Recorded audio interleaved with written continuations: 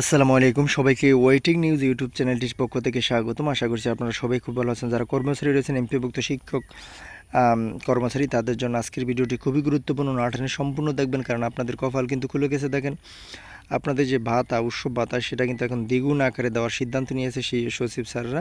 তো এটা নিয়ে কিন্তু একটি আশ্বাস পাওয়া গেছে। দ্য ডেইলি ক্যাম্পাস পত্রিকা দেখেন প্রকাশিত হয়েছে। সেটা নিয়ে আজকে যদি আপনি জানতে চান পুরো ভিডিওটি না টেনে দেখতে হবে, তাই বলবো যে না টেনে সম্পূর্ণ দেখবেন। আর ভিডিও শুরুতে আপনাদের প্রতি অনুরোধ থাকবে, সেটি হলো আপনি যদি এই চ্যানেলের নতুন একজন দর্শক হন তাহলে চ্যানেলটি সাবস্ক্রাইব করে দিয়ে আমাদের সাথে যুক্ত থাকবেন, কারণ আমরাই সর্বপ্রথম আপনাদের জন্য আপডেট নিউজগুলো সবার আগে চ্যানেলে প্রকাশ করি। তো এই যে খবরটা সেটা তার ডেইলি ক্যাম্পাস পত্রিকার দেখেন রিসেন্ট যে খবরটা 28 এপ্রিল 2025-এর খবরটা। অনেকে ভাববেন যে পুরোনো খবর, দেখেন ভাই নিজের চোখেই দেখেন।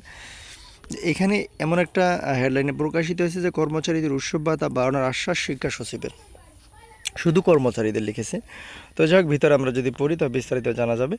বেসরকারি শিক্ষা প্রতিষ্ঠানের কর্মরত এমপিভুক্ত কর্মচারীদের উৎসব ভাতা বাড়ানোর আশ্বাস দিয়েছেন বলে জানিয়েছেন বেসরকারি শিক্ষা প্রতিষ্ঠান তৃতীয় শ্রেণী কর্মচারী পরিষদের মুখপাত্র জাফর আলী।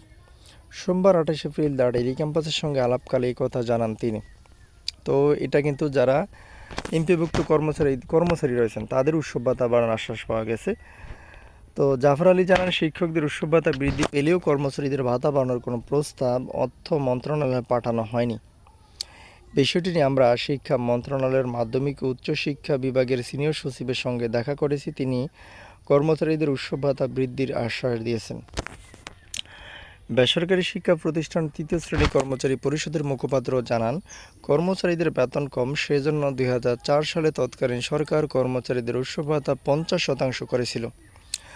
2025 সালে শিক্ষক ও কর্মচারী সংগঠন জোটবদ্ধ হয়ে জাতীয় প্রেস ক্লাবের সামনে আন্দোলন করে।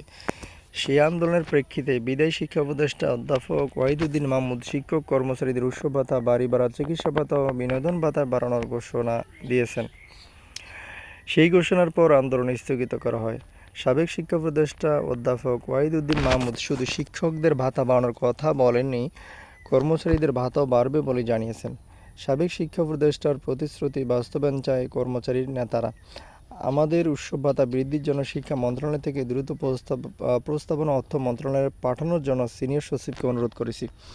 তো ভিডিওর মাঝখানে আবার বলবো, যারা চ্যানেলটি এখনও সাবস্ক্রাইব করেনি প্লিজ চ্যানেলটি সাবস্ক্রাইব করে দিয়ে আমাদের সাথে যুক্ত থাকবেন, কারণ আমরা সর্বপ্রথম আপনাদের জন্য আপডেট নিউজগুলো সবার আগে চ্যানেলে প্রকাশ করি।